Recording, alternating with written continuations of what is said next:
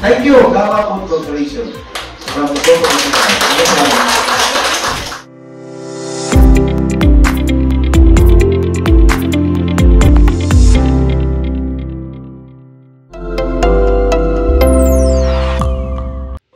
Maya Daaldaw, groundbreaking ceremony sa Barangay Dalwangan Elementary School, Gipahigayon.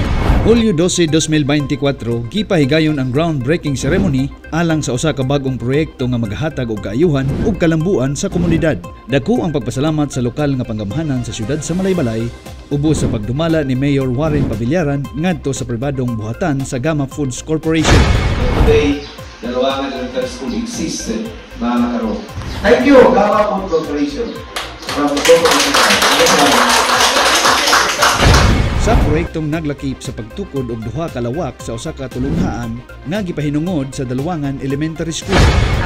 Isa sa corporate social responsibility nga ginahimo sa Gama is ang manghatag og mga classroom sa mga kabataan kay gitigaan gid og balik kaayo sa among kumpanya ang mga kabataan kasi we believe nga dig sila ang atong pag-asa sa atong future. Kining na among gidonate karon sa Dalwangan kay ika 13 o 14 na ni siya nga donation sa amo nga nahatag sa among kumpanya.